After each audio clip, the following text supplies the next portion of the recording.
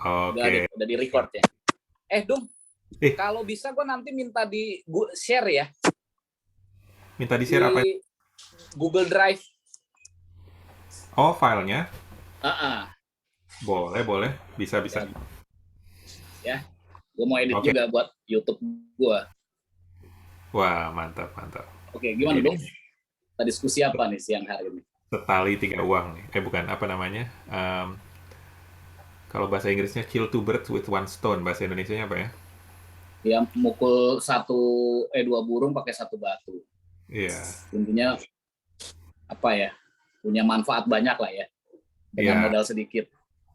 Satu jurus gitu. Satu jurus. Oke. Itu satu. Nikmati, cari persamaan frase. Kadang-kadang ketemu, kadang-kadang enggak. Kalau di sini kan orang kalau bilang lusa tuh the day after tomorrow gitu kan, repot gitu. Kan ada tuh sempat filmnya the day after tomorrow. Kalau diterjemah Iya. jadi lusa. Ya kemarin gue juga baru ikut IELTS lagi ya. Jadi di itu ada satu tambahan mata pelajaran di IELTS itu. Jadi kalau kita diskusi itu harus banyak menggunakan idiom, dong. Begitu juga dengan menulis. Iya. Itu menunjukkan kemampuan berbahasa ya, idiom. Betul. Dan podcast di Bloomberg ataupun di Economics juga banyak menggunakan idiom ya. Ya, karena perumpamaan itu kan ibaratnya menceritakan sesuatu dengan sudut pandang yang berbeda gitu. Tapi intinya sama. Jadi lebih lengket ke otak gitu kalau kita pakai idiom, kalau kita pakai perumpamaan, pakai anekdot gitu. Iya, baru sadar dong. Baru tersadarkan. Ya, makanya kita pakai nama ekstasi itu kan juga akronim kan, jadi gampang mengingat kan. Action Simatupang Frustasi. Banyak memori ya. Banyak memori. Gimana lu hidup? Baik, sehat semua? Aman? Sehat, Cok, ya, aman lah, syukurlah dibuat. Aman. Ya relatif aman di tengah-tengah dunia yang semakin tidak menentu ya. Oh ya pasti. Karena kalau dibilang. Tapi kan janjinya tetap dia setia. Oh iya, itu harapan gue yang melebihi sistem dunia sekarang ini, karena sistem ini kan akan berlalu.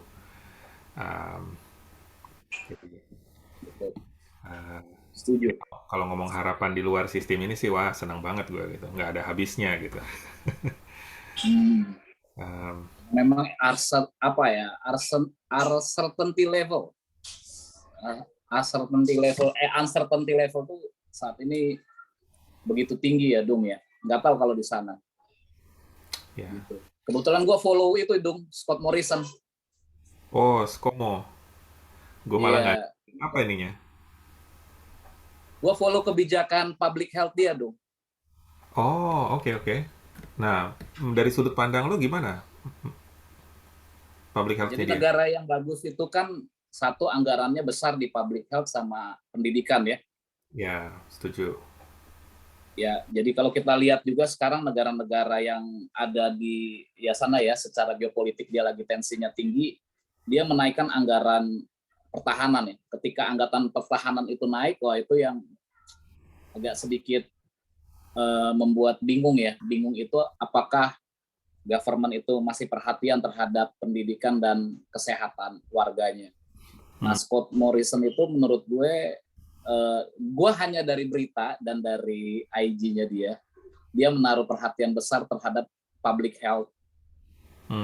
Dan dia mencoba berkomunikasi terhadap warganya itu ya pentingnya public health, manfaatnya budget yang tinggi untuk public health itu seperti apa. Nah, realisasinya kan gue nggak paham. Ya lu lah lebih paham realisasinya. Ya, kalau memang gue bisa sedikit kasih sudut pandang sebagai penduduk di sini gitu ya. Ya memang benar sih.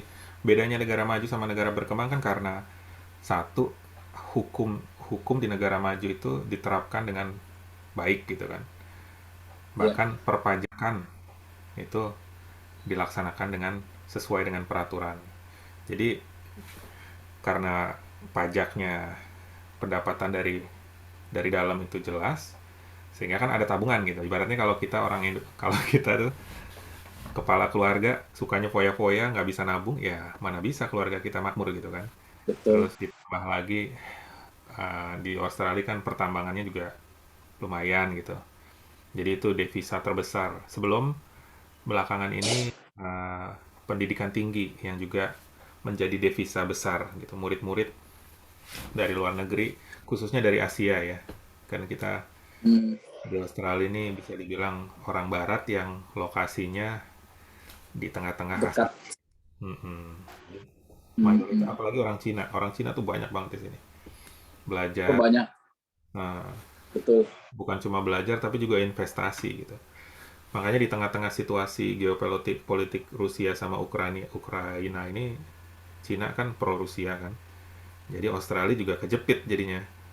Investor-investor mereka, apalagi uh, pelajar-pelajar internasionalnya yang 50% lebih itu dari Cina sebenarnya, Cok. Jadi di Australia ini sebenarnya Hmm. ekonominya besar sekali disokong oleh Cina gitu. Uh, Hmm. jadi kayak dipelintir juga tangannya orang Australia ini sama Cina. Tapi ya memang benar sih, di sini bisa gue akui gitu kesehatannya bahkan nggak usah jauh-jauh dibandingkan sama Amerika aja. Amerika tuh cuma gede nama doang gitu. Kesehatan kesejahteraan penduduk di sana, waduh ngeri. Bisa jadi malah lebih buruk daripada Indonesia. Indonesia masih ada puskesmas. Orang kalau sakit gigi bisa ke puskesmas gitu. Di Amerika, ya ampun. Kalau nggak punya asuransi kesehatan, udahlah. Tanggung sakit sendiri aja. Iya, Nggak ada rumah sakit yang mau nerima gitu. Ya, iya, dan pendidikan, tapi lucunya setuju. di sini Cok ya. Pendidikan tuh justru nggak banyak orang Australia yang pendidikan tinggi gitu. Mereka Ya, SMA gitu udah bisa hidup. Atau ambil trade school. Trade school tuh kayak apa D1, D2 gitu ya. Terus langsung kerja. oh lebih Uh, lebih kayak skill ya, Dum. skill yang karena pendidikan tinggi itu kan lebih ke menjurus kepada pemikir-pemikir gitu ya. Yang dibutuhkan di sini tuh Iya, tenaga gitu. Jadi betul, ya udah betul. aku jadi tukang kayu aja di sini udah lebih dari cukup. Kayak Iya, gue cuma aja cukup. iya. Itu yang gue amazed dong karena ada temen di sana juga jadi ini tukang listrik. Hmm, electrician ya. Tapi dia interstate, jadi nyetir 300 kilo, nanti sore Wow. dia pulang gitu. Itu itu boleh juga, tapi dia bilang itu pekerjaan sehari-hari, Bung. Karena di sana bisa nyetir speednya tinggi ya, Iya, iya. jalannya bagus. Caranya bagus. Jadi 300 kilo. jangan dia jangan dibawa dengan 300 kilo di sini. Heeh, Ya. beda. Terus Beda. kerjaannya ngapain ya, masang kabel kata dia. Iya. Kuli-kuli di Indonesia lebih lebih terampil sebenarnya dibandingkan kuli-kuli di sini. Dibandingkan trade di sini ya. Kalau bisa gue Mm-mm. di Indonesia tuh udah, apalagi kalau yang udah jadi tukang, namanya udah jadi tukang puluhan tahun, itu udah jadi artisan kalau gue milih. Udah jadi seniman kayaknya. Kalau di Indonesia. Iya, Di iya, sini kan iya. kerjanya tuh nggak pakai tangan, pakai alat gitu. Jadi Betul, seninya kayaknya hilang gitu. betul. Ngakalinnya beda ya, Bung. Ngakalinnya beda. Ngakalinnya beda. Lo tahu sendiri lah Gue arsitek. pernah juga, pernah ada proyek internasional gitu ya, lihat gitu cara kerja mereka, bener yang lu bilang, basisnya itu tools. Hmm, No tools, no productivity. hmm, Ya, jadi memang mereka bayar apa ya, bayar komponen toolsnya juga besar. Tapi hmm. di sini buset, nggak ada tools juga bisa, wah, bisa kreatif lah. Nah, itu Bisa. yang di challenge ya. Ya, Iya. dulu gue pikir wah lu bekerja sebagai apa, building building cleaner ya. Nah, Tapi setelah gue lihat temen gue lebih lebih ini lagi, lebih survive lagi, pasang kabel gitu. Dia level of hate-nya gitu. Terus gue bilang kualifikasi dia dia dari Belanda dong. nah, Maksudnya dia lahir di Belanda, nah, tapi dia akhirnya menetap di sana. Jadi lulus SMA di sana, dia kerja hmm, di situ. Kerja, terus dia kuliah yang lu bilang tadi apa, trade trade hmm. education ya. Iya, iya. Ya di satu lembaga teknik lah di Melbourne gitu. Ya udah, ya gitu gitu. Terus saat gue tanya ngapain, gue sekolah tinggi-tinggi mahal katanya. Hmm. Ini gue juga udah cukup lah gitu. Tapi mobilnya Lexus dong. Iya. Ih, Dia bilang gue butuh ini untuk kerja. Dia bilang gitu loh dong. Gue butuh ini untuk kerja. enggak lah. Gue butuh performance mobil yang baik. Mm-mm. Tapi Lexus, Lexus apa? Lexus kan adanya cuma sedan. Emang ada Lexus yang mobil-mobil gede? Sedan, Oh, sedan. Iya, ya. sedan. Mm-mm. Tukang Sedan. listrik kok mobilnya sedan gitu. Karena dia interstate dong. Dia Oh, jauh kerjanya. iya, iya, Gitu iya. loh. So, nyetir, dia bilang 300 kilo Jakarta, Jakarta Semarang lu nyetir Iya. setiap hari. Oh lu jangan bayangin kata dia. Heeh. Gue di negara lu nggak berani nyetir kata dia. Hmm. Kebetulan kan istrinya kerabat kita. Di negara lu gue nggak berani nyetir kata dia. Hmm. Tapi di sini ya gue berani kata dia. Gue frustasi di negara lu nyetirnya bingung. Iya. Wah lu jangan bingung gitu. Iya. Itulah gue bilang keistimewaannya di sini. Gue tuh kalau nyetir di Lu Jakarta jadi kayak kayak ini, kayak di taman safari gitu. Ngelihat binatang-binatang gitu. Kaca harus ditutup gitu. Nyalain AC gitu. nyalain AC. Macet udah di bawah, enak Kalau di di sana bawah. enggak ya? Kalau bisa dibuka. Iya, ya, bisa dibuka. Udaranya ya segar lah Hmm. dibandingkan. Em, Soalnya gue Walaupun tempo hari datangnya musim dingin dong. hmm, Jadi gue harus tutup pasang heater di mobil. iya, iya. Gue sekarang Gimana? malah, Kita mau diskusi apa nih dong? nah ini Kira-kira dia yang apa menarik. nih diskusinya? Gue juga belum tahu nih. Tapi kalau gue boleh komentari sedikit tentang pemerintahan yang baik itu dana pendidikan sama kesehatannya tinggi. Nah itu yang harapan yang karena kalau kita mau menjadi bagian dari kerajaan Allah itu kan seperti sebenarnya sama aja kayak kita mendaftar menjadi warga negara satu negara lain gitu kan. Nah, karena gue juga pernah mengalami prosesnya itu menjadi orang, walaupun gue juga bukan warga negara gitu, hanya permanent residence, gue masih paspor Indonesia. Tapi sebenarnya proses yang gue jalani untuk menjadi permanent residence itu udah hampir mirip, tinggal dikit lagi menjadi uh, Citizen ya? citizen gitu ya. Bahkan sekarang gue kepikiran juga pengen jadi citizen. Karena dengan paspor Australia lebih lebih jauh langkahnya gitu. Walaupun gue harus kehilangan paspor Indonesia. Jadi, nah untuk warga kerajaan Allah kan aspek kesehatan sempurna, pendidikan, waduh tiada akhirnya. Jadi Iya, ya itulah yang gue kejar itu sekarang. Itu jadi ya warga betul. negara itu. Apalagi orientasi 2 tahun ini ya. Maksudnya kalau kita fokusnya kesehatan, maka kita bisa produktif kan. Hmm, Tidak semua orang yang produktif ternyata punya resilient yang tinggi. Contohnya terhadap COVID. Nah, hanya orang-orang yang benar-benar dia investasi dengan kesehatan yang cukup baik, dia bisa jauh lebih punya resilience ketimbang orang yang tidak menjaga dan memiliki apa ya kesehatan yang reliable dong. ya dimulai dengan ya walaupun kita nggak bisa paksain ya, tapi dimulai dengan divaksin gitu kan, karena secara ilmiah Betul. terbukti vaksin itu menyelamatkan jiwa, meminimalkan resiko gitu. Eh, Mulai dari situ, lalu praktek sehari-hari gitu kan. Walaupun ada keseimbangan juga sih ya, gue ketemu bahkan di keluarga gue sendiri gitu yang jadi hidupnya, tapi biasanya orang-orang semacam ini adalah orang-orang yang memang dari dulu hidupnya itu keputusan hidupnya didasarkan atas ketakutan, bukan atas pertimbangan, bukan atas kasih gitu. Kalau kalau orang keputusannya takut ini takut itu takut ini takut itu ya, gue juga nggak bisa menenangkan jiwanya gitu ya, Ya, pasti akan selalu ketakutan gitu. iya, iya, iya. Kira jadi value ya, pandangan hidup jadi value ya. Iya, kalau apa ya istilahnya, orang kaya tapi kalau jiwanya miskin juga ya lebih baik orang miskin jiwanya kaya gitu kan, Oh ya, pandangan. ngomong-ngomong kaya, lu apa definisi kaya dong? Wah, kaya, Setelah 40.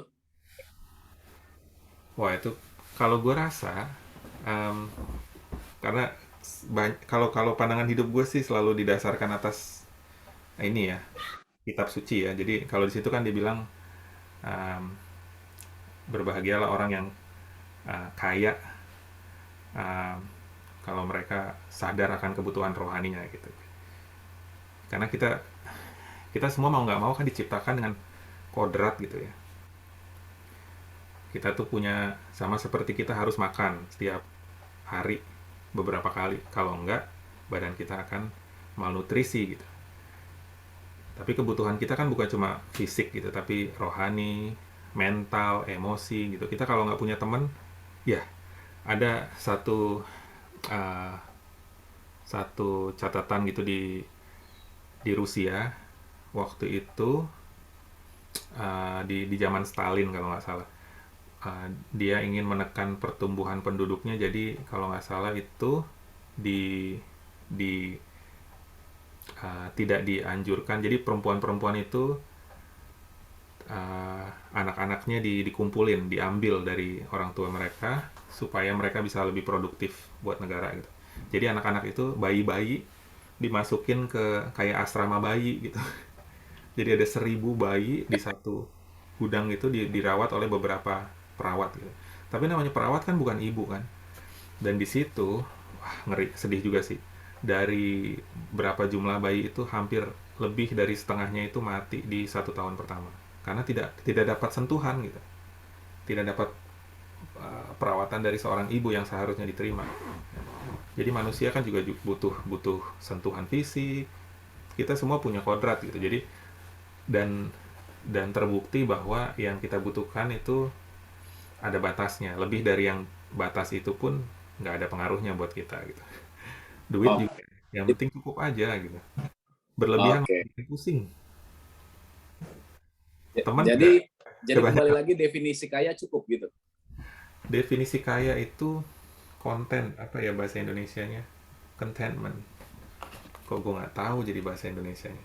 Definisi kaya itu kalau menurut gue, tahu apa kebutuhan kita dan kita cukupi. Ah, itu orang yang,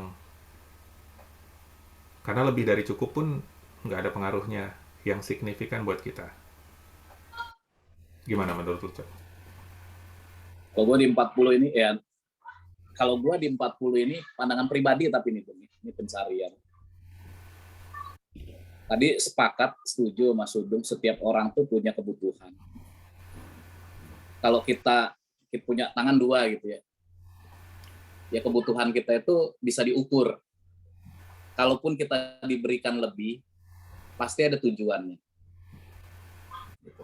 Kalau kita dilebihkan, misalkan saya punya kendaraan bisa sampai 10 gitu, ya pasti yang 9 dia punya tujuan. Gitu. Dan pada akhirnya saya tidak boleh keterikatan akan yang 10-nya. Itu ya definisi kaya itu. Karena ada, sama seperti Sudung, prinsip gue juga didasari saat itu pakai prinsip-prinsip Alkitabiah ya. Bahwa orang kaya itu dia disuruh jual semuanya ya, dan dikasihkan ke orang miskin. Pada satu titik itu dia gagal. Gitu. Nah gue tidak mau mencari itu lagi, Bung. Mungkin sebelum 40 gue mau mencari, tapi setelah 40 enggak mau mencari. Mencari apa yang disebut kekayaan. Gitu. Tetapi mau mencari apa yang disebut kehidupan. Karena apa yang kamu kumpulkan di sini kan sia-sia ya. Iya, iya, Karena nanti kamu akan ada lagi satu kehidupan kamu yang kamu kumpulkanlah hartamu di sana. iya. Gitu. Jadi ada ekonomi dunia, ada ekonomi juga ekonomi yang berikutnya. Prinsip ekonomi di sini kan material yang berlalu. Nah, tapi material yang di sana kan bukan material yang berlalu, tetapi menurut gue ya kekayaan gue mau ke sana. Hmm, Gitu. iya, iya. Gitu. Kalau by the way lu percaya dunia paralel nggak, Dung? Nggak ada itu dunia. Kalau gue nggak percaya. Karena disebutkan tidak Lu ada. nggak percaya ya? Eh, eh, maksud lu Nggak, dunia gue pikir lu. film-film science fiction gitu ya? Jadi ada ucok yang sama di dunia yang paralel gitu ya? Iya, iya, Oh. iya, iya. Karena Jadi gue juga ada dulu banyak ucok, ada banyak sudung, ada banyak. gitu. Ya, karena ya itulah. Dan gue rasa, bukan gue rasa sih, memang si jahat itu, si setan, si iblis kan punya banyak cara untuk membingungkan kita, untuk menjauhkan kita dari kebenaran gitu. Iya. Gue jadi inget waktu kecil tuh gue suka baca Dragon Ball. Lu dulu baca Dragon Ball nggak, Cok? Baca. Baca. Nah, gara-gara buku komik itu, pandangan gue tentang dunia, gue mempertanyakan dunia ini. Karena di komik itu kan Oh ya, iya. iya, di atasnya dewa itu kan ada dewa lagi, terus ada dewa lagi. Bahkan sempat dewa yang baik itu dikalahkan oleh dewa yang jahat gitu. Sampai si Son Goku ini harus naik untuk mengalahkan dewa yang jahat ini. Pokoknya, waduh, nggak tidak ada tidak ada keseimbangan lah di cerita itu gitu. Em, dan gue jadi bertanya-tanya gitu juga, Cok. Ini sebenarnya yang gue percaya bener nggak nih gitu? Ada nggak yang lebih tinggi dari dia gitu kan? Geblek juga. Dan apalagi kalau zaman sekarang gitu kan, film-film tentang makhluk asing gitu, alien. Ya itu siapa sih yang bikin gitu? Siapa sih yang mengontrol sistem hiburan dunia ini? Kok tidak hibur tapi malah membingungkan, bahkan menggoyangkan kepercayaan gua gitu. Iya, betul betul. Jadi lu mau mengejar apa lagi dong 40 ke 50? Berarti kita sama ya. Kita ngejar itu misalnya. Tapi kalau diizinkan punya bagaimana dong? Nah, gue juga, nah itu juga, Cok, nih gue lucu juga ya. Kalau boleh kasih pengalaman, gue merasa gue merasa nggak mengejar, tapi justru selalu dapat. Nah, maksudnya, contohnya nih, kayak kayak gue dulu kuliah kan arsitek gitu, dan setengah jalan gue merasa, aduh kayaknya gue nggak Hmm. bakal jadi arsitek deh. Tapi di Hmm. tengah jalan itu di semester 5 6 gitu, kebetulan gue jadi suka komputer, suka baca-baca majalah komputer, suka ke Mangga 2. Akhirnya jadi begitu lulus, karena bantuin teman-teman rakit komputer gitu, gue jadi terkenal sebagai ahli komputer di antara para arsitek, anak-anak arsitek. Jadi begitu lulus gue udah bisa bantu mereka, bahkan mereka kerja di mana gitu gue dipanggil gitu, dong tolong bantuin dong bikin ini, jadi konsultan komputer gue. Terus gue kasih fee berapa gitu, sampai akhirnya jadi buka toko komputer, buka warnet, eh, sampai ada karyawan. Em, itu, dan gue merasa gue juga sempat sedih juga sih, Cok, waktu itu gue melihat teman-teman gue lulusan arsitek kayaknya hidupnya merana banget gitu. Sedangkan Kenapa? iya namanya baru lulus gitu kan, terus kerja Ya, gaji 1,5 juta gitu kan. iya. Gue sekali dapat ngejual komputer aja ya lumayan lah, pokoknya kalau gue ngeliat gue jadi malu gitu ngasih ngasih tahu gue nih, gue ada di dompet gue ada berapa gitu, di dompet dia ada 10 ribu aja udah, jadi sedih gue gitu. Bagus sih. Heeh.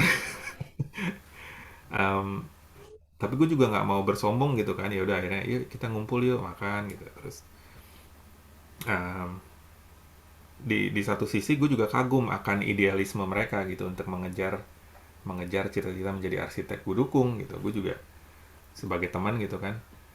Ya, em, jadi gue nggak kejar, tapi gue merasa gue lebih dari cukup bahkan pada waktu itu.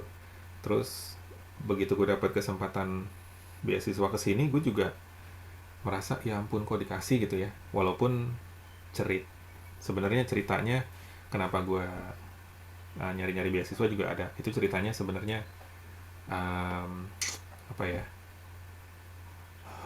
uh, bukan sedih apa, tragis tragis sebenarnya kisahnya. Kenapa gue, kalau kalau gue nggak ada pengalaman tragis itu mungkin gue nggak akan cari-cari beasiswa gitu. Jadi karena ketekan akhirnya gue jadi cari jalan keluar. Hmm. Um, dan begitu begitu gue nyampe ke sini terus dapat istri, tinggal di Indonesia, uh, nikah, pernikahan kita juga gue atur sendiri sedemikian rupa kan, supaya nggak banyak campur tangan dari pihak-pihak yang lain. Sampai akhirnya gue bilang ke istri setelah pernikahan gitu, kita hampir balik modal loh, ini dapat dapat hadiahnya, amplopnya segini gitu. Dia kaget gitu kan, Cok. Ah, kok bisa ya pernikah di Indonesia balik modal gitu. Iya, iya. Kalau di sini kan nikah nggak ada tuh istilahnya balik modal. Iya. Lu dulu balik modal nggak, Cok? Kalau dari sisi head to head enggak? 80%, 70% ada dapat. Enggak. Oh Head enggak to juga. head 50%. Iya, iya. Iya. 50%. Jadi itu juga jadi gue rasa jadi lumayan lah modal gitu buat buat karena kan kita Sempet tinggal di Depok setahun tuh, istri pengen ngerasain tinggal di Indonesia. Ya udah, jadi dari situ aja biayanya untuk tinggal. Terus balik ke sini juga, walaupun awalnya sempat gue kerja di kantor, gaji pas-pasan gitu kan. Oh, Ah, sempat kerja dong. sempat sempat kerja juga, namanya baru mulai di sini kan. Oh, Gue nggak kenal siapa-siapa gitu kan, walaupun nah karena istri juga sebenarnya dia dari Adelaide, jadi dia nggak kenal banyak orang kan di sini. oh, ada satu Paling kota lagi di Melbourne ya.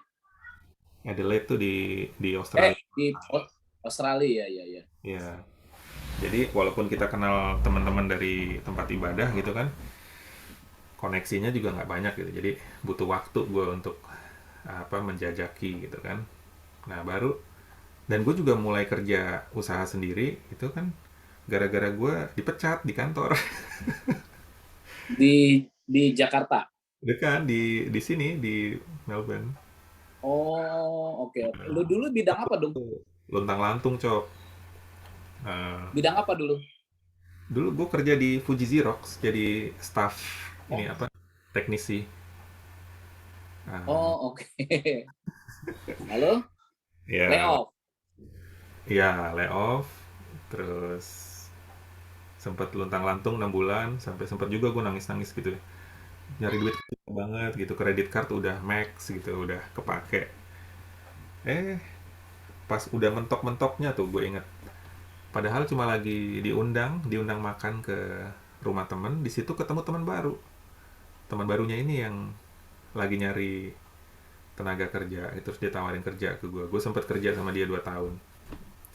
Tapi di tahun 2005 2017 terus dia bilang, kenapa kamu nggak beli aja nih bisnisnya dari saya gitu. Gue bilang gue nggak ada duit, dicicil aja gitu. Wah kalau dicicil ya boleh lah gitu, dicicil setahun. Akhirnya sekarang jadi kerjaan gue sendiri, sampai ada juga yang bantuin gue beberapa orang. Wow. Lah itu nggak mencari tapi mendapat ya. Gak mencari. Nah makanya kadang-kadang gue juga mikir kalau lagi kerjaan banyak gitu, gue sampai ini kayaknya bukan berkat nih, godaan nih. Iya, iya. Kebanyakan Nah, kerjaan juga. kapan itu bisa disadari dong? Kapan itu bisa sadar gitu? Oh, berarti ini nggak begini nih hukumnya gitu. Kadang-kadang kita terikat oleh economic slow ataupun low-low yang lain gitu ya. Nah, kapan itu bisa mempengaruhi jalan pikiran lu seutuhnya sehingga wah gue nggak perlu begini lagi deh. Sampai kayak tadi muncul, oh banyak bukan berarti support atau blessings, banyak berarti temptation. Nah, Hmm. kapan itu mulai muncul gitu? Kalau kesadaran bahwa banyak itu bisa jadi godaan sebenarnya dari dulu sih cok, dari zaman gue jadi, orang bilang gue juragan komputer gitu kan, di Depok. Em, iya sampai sampai waktu itu pun gue udah sadar gitu bahwa sebenarnya gue nggak, makanya itulah alasannya juga gue mau cari orang gitu buat bantuin gue, karena kalau gue kerja, pertama kalau gue kerjain semua sendiri nggak sanggup, kedua gue juga nggak mau banyak-banyak gitu, mau bagi-bagi rezeki gitu. Em, tapi kayaknya memang kalau gue bandingkan diri gue dengan adik gue laki-laki aja, nggak usah jauh-jauh, ada orang yang sukanya kan nabung, ada yang sukanya belanja gitu. Hmm. Kayaknya gue dari dulu justru memang sukanya nabung gitu. Bahkan sempat kepikiran cok, kalau misalnya gue kan dari dulu tuh nggak ada keinginan nikah juga ya. Walaupun Ya, kalau datang ke pernikahan temen gitu rasanya minder gitu. Rasanya justru jadi pengen. Tapi gue sempat kepikiran, waktu itu kan gue nikah kan umur 31. Jadi umur-umur akhir 20-an tuh gue sempat kepikiran, ya kalau begini cara hidup gue, tabungan makin bertambah gitu ya, gue mati ya tinggal gue kasih aja ke ini sumbangan gitu kan. Apalah gunanya gitu kan. Karena gue juga nggak ada keinginan apa-apa gitu. Gue nggak ada keinginan motor, pun motor dikasih motor adik gue, dia beli motor baru, gue dikasih motor gitu. Ini baju gue juga sebenarnya dikasih dari adik gue nih, gue adik harga, cowok, adik cowok adik cowok. Hmm. gitu. Jadi gue nggak gengsi lah kalau misalnya barang-barang kasih, eh, jam jam dari istri, karena apalah barang-barang gitu kan sekedar untuk, karena buat gue ekonomi gue nggak masuk akal, kenapa beli Apple Watch yang baru, Apple Watch 7 harganya sekian. Ya. Eh, sama-sama aja kok. Apple iPhone gue iPhone 5 dikasih dari mertua ya gue pakai, nggak masalah juga. Gitu. Masih ada ya, Masih 10 ada tahun loh. pakai. Hebat loh, melihara barang. Iya. Laptop nih dari mertua juga dikasih. Dia beli laptop. Hmm. Jadi kayaknya sih kunci apa bahasa Indonesianya ya? Bahasa Inggrisnya contentment, rasa puas diri kayaknya. Itu Hmm. kunci kebahagiaan juga gue rasa. Banyak sih kunci kebahagiaan kayaknya. Ya, benar. Gitu. Kalau menurut lu gimana, Cok? Apa yang membuat di kehidupan lu tuh lu bisa seperti sekarang pandangannya? Titik baliknya di mana, Cok? Titik baliknya gue 40 lah ya. Lu dari kecil pernah berpikir gini gak tuh? 20 gue mau ngapain, 30 gue mau ngapain, 40 mau ngapain. Gitu. Enggak, kayaknya gue Sama nggak ada. 40, Gue, gue uh, ada gitu. Dari jangka panjang itu gue tarik kok 40 gue kayak nggak punya, kayak ngawang-ngawang lah. Mau 39 kok ngawang-ngawang gitu. Saat itu segala sesuatunya, pokoknya apa yang gue jalanin setelah 40 dengan sebelum 40 itu beda. Beda. Bahkan gue dulu masih pingin, wah, banyak pembuktian ya. Banyak pembuktian yang ingin diraih gitu. Tapi gue pikir-pikir sampai kapan ya. Terus dengan pembuktian itu, lagi-lagi gue merasa ya, nggak harus sama dengan orang lain. Kok gue lebih banyak melakukan abuse. Abuse itu dalam arti lebih banyak meninggalkan waktu dengan keluarga, lebih banyak asik dengan diri sendiri, termasuk pendidikan loh. Kalau kita belajar pun, kalau kita fokusnya diri sendiri, larinya abuse. Karena apa? Tadi yang dari pokok pembicaraan di awal bahwa kita nggak bisa sendiri ya. ya nggak bisa. Nah, ada alasan kenapa kita punya keluarga, betul nggak? Betul, Ada betul. alasan. Nah, kalau kita asik sendiri mengejar itu larinya abuse, Ya, ya, ya. dalam terminologi gue. Tapi masalahnya dunia punya law, Hmm, benar nggak? ya. Nggak mungkin uh, terlalu ekstrim untuk transisi. Nah, Hmm, karena transisi itu kita akan langsung kehilangan semuanya dulu. ya. Gitu. Bertransisi itu tidak mudah, orang akan salah paham, orang akan salah mengerti. Ya. Tapi gue mengalami sebuah peristiwa, gue harus bertransisi. Kalau gue nggak bertransisi, maka gue nggak cepat adaptasi. Ya. Oke? Ya. Akhirnya gue tidak membuang semua mimpi, Ya. tapi mengejarnya dengan cara yang berbeda. Hmm, Bukan mengejar lah ya, menerimanya dengan cara yang berbeda. Kalau dulu menerimanya itu karena hasil kerja keras, tapi kalau saat ini menerimanya karena diberikan, ya. tanpa gue harus meminta, dia pasti berikan gitu. Nah, kembali dari dunia itu, gue akan ditransisi ke dalam bentuk ada habitat yang baru. Berasa nggak dong dalam perjalanan hidup, kok kita bisa ya pindah ke habitat yang baru? Nah, itu proses transisi. Nah, proses transisi itu dimulai dari cara berpikir. Gitu. Wah, Hmm. dulu gue percayanya lebih ngawur-ngawur daripada Dragon Ball, Dung. Wah, itu Apa itu? semua gue campur aduk. Larinya kok agak-agak agnostik ya. Gitu. Larinya agak-agak agnostik. Sampai kepada gue ada satu peristiwa. Apa tuh? Apa tuh? Gue lagi jalan ke bandara, terus tangan gue nggak bisa bergerak, men. Tangan gue sama sekali nggak bisa bergerak. Wih, wah, Wah, gila. gue bingung kan, gue bingung. Di bandara gue mau minta reschedule tiket lah. Gue mau, karena dulu hampir setiap minggu gue terbang. Hmm. Gue berpikir, ternyata gue takut mati juga ya, gitu. Gue khawatir kan, nggak bisa bergerak. Diginiin aja nggak bisa, gitu. Terus gue bingung ya, ternyata hidup itu apa yang dikejar kalau begitu. Jadi dulu tuh naik flight pagi sekali, pulang malam sekali. Naik flight pagi sekali, pulang malam sekali. Gue ketemu siapa ya? hidup gue Hmm. hanya untuk kayak gini ya gitu. Bukan bosan karena memang suka juga kan. Ya. Senang waktu itu tuh, senang melakukan kegiatan sampai terakhir ya, ya percaya nggak percaya, bagi gue ini teofaninya gue harus berubah, baik dalam pemikiran, perbuatan, maupun nanti dalam buahnya Hmm. gitu. Kalau buahnya dulu kita dapat, kok gue bisa dapat ya gitu loh. Justru gue kan bukan dari Ivy League dong di Indonesia, gue dari university yang tidak diperhitungkan, tapi gue bisa hidup di karir gue gitu. Hmm. Gue berpikir gue nggak minta, gue mau bersaing dengan Ivy League lainnya berat ya. Waktu itu kan kita lulus tahun 2003, pembangunan kayak apa sih tuh? Iya. Iya. Tapi gue mostly karir gue nggak, jarang lamar dong. Sering sekali. Karena gue pikir gini ya dong ya, lihat ijazah, lihat IPK aja gue udah kalah. Betul nggak? Iya. Betul nggak? Iya. Lu tahu lu, gue pernah interview ya. Wah, Hah. kamu minta salary tinggi sekali, ya udah kalau nggak dikasih nggak apa-apa. Ya gue nggak kerja tuh. Iya. Gitu. Iya, 2 minggu kemudian dia telepon gue, kamu mau kerja nggak? Mau, tapi kan gajinya bapak udah tahu.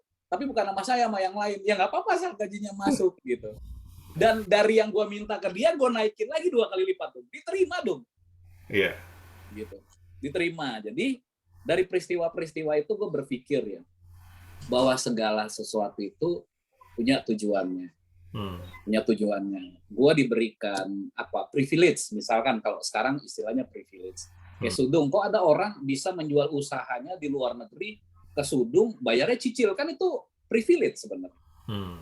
Sesuatu, ada orang yang bukan keluarga ya, ya kalau udah jadi mertua keluarga, tapi kan dia sebenarnya kamu nggak kenal 10 tahun yang lalu sebelum nikah. Iya. Kok bisa ya dia kasih kamu ini, kasih kamu itu gitu. Nah itu namanya, gue senangnya menyebutnya dulu ya, itu keberaturannya kosmik, keberaturannya alam semesta. Tapi dalam pengertian Kristiannya sekarang adalah berkat. Hmm. Jadi kalau misalkan ya kamu yakin kamu punya Tuhan, ya kamu akan dicukupkan dari kebutuhan. Tapi kalau kita diberikan kelimpahan dan kelebihan, berarti ada tujuan lagi yang tentunya itu nggak bisa kita makan, Bung.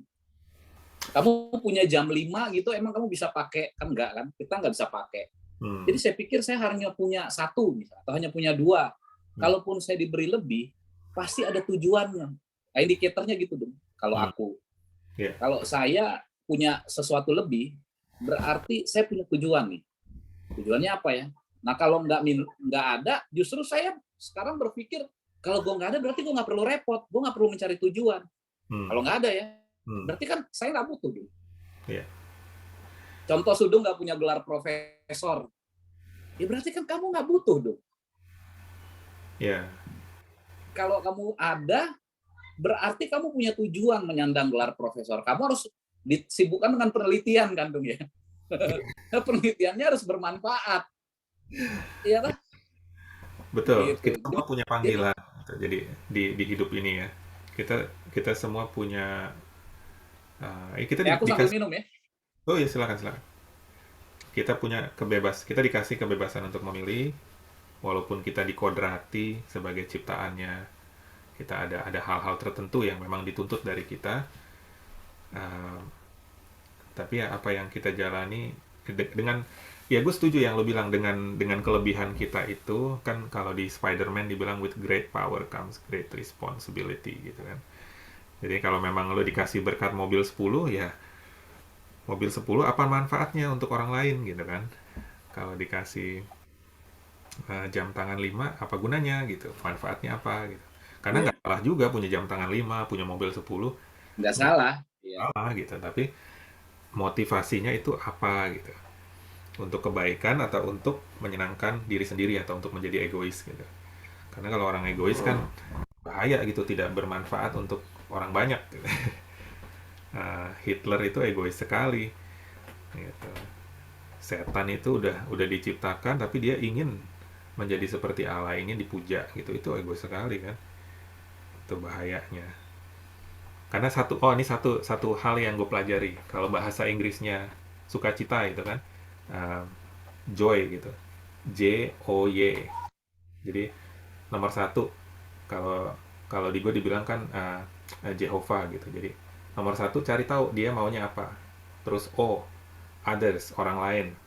Kita cari tahu di sekeliling kita apa kebutuhan orang-orang. Baru terakhir kita Y, yourself gitu. Kalau kita mau masukin batu besar, batu kerikil sama pasir kan ada urutannya gitu ke dalam gelas gitu. Batu besarnya dulu, baru kerikil, baru pasir. Kalau terbalik lebih, kalau nggak seperti itu, bisa jadi nggak masuk batu besarnya, atau bisa jadi kerikilnya nggak masuk gitu. Jadi harus ada urutan hidup gitu. Dan banyak orang nggak sadar sehingga um, hidupnya berantakan. Terus mereka jadi bertanya-tanya, kenapa? Ya karena kehendak pencipta itu tidak kamu ketahui, tidak kamu lakukan. Uh, Apa yang kamu tabur itu yang akan kamu tuai. Betul. Ada juga dong ayatnya, sukacitaku jauh melebihi kelimpahan anggur dan kelimpahan gandum yang mereka miliki. Itu dia. Murid. Gitu kan? Karena lebih daripada perkara-perkara fisik gitu. Iya. Dan gue kagum maksudnya kagum dengan orang-orang yang jauh lebih berkomitmen. Berkomitmen itu artinya mereka tidak lagi berpikir tentang keduniawian. Kalau gue masih berpikir dong, masih berpikir. Karena mungkin gue punya keluarga ya. Gue rasa semua yang punya keluarga berpikir. Pasti, Cok, pasti. Gue Pasti juga berpikir. baru gue pengen komentarin gitu. Gue memang nggak bisa juga berbicara apa pusingnya menjadi seorang ayah gitu kan. Harus membiayai. Karena kalau namanya punya anak kan komitmen 20 tahun kan. Minimal. Obligasi panjang itu dong jauh. Nah, tapi kembali lagi, gue kagum dengan orang-orang, ada bukan dari. Gue kagum dengan orang-orang yang mengambil itu sebagai komitmen hidup. Jadi dia tidak lagi menganggap itu sebuah obligasi yang mandatori. Artinya benar-benar dia menaruh rasa percaya yang tinggi. Gitu loh. Satu ketika gue punya juga pengalaman, gue menganggapnya pengalaman spiritual ya. Jadi gue lagi naik bus waktu itu, bus kayak bus gratis. Di sini ada bis gratis dong, tapi rutenya nggak terlalu jauh ya. Dan dalam pertemuan bis gratis itu di sebelah gue tuh ada seorang ibu yang gue nggak harapkan dia mau bercerita. Gue nggak mau bercerita dengan orang asing, tapi dia bercerita panjang lebar. Dan you know what, dia cuma sebatang kara lah, maksudnya dia sudah dibuang gitu ya, dia punya anak gitu. Terus gue bilang, bagaimana lo menghidupi anak lo? Dia bilang dengan mengamen. Lah kalau mengamen kamu nggak legal gitu, bagaimana caranya makan? Ya saya ke itu Pak, lihat orang demo aja, ntar juga ada yang nganterin nasi gitu ya, Dong. Terus ya Dong, ini ada yang menarik lagi.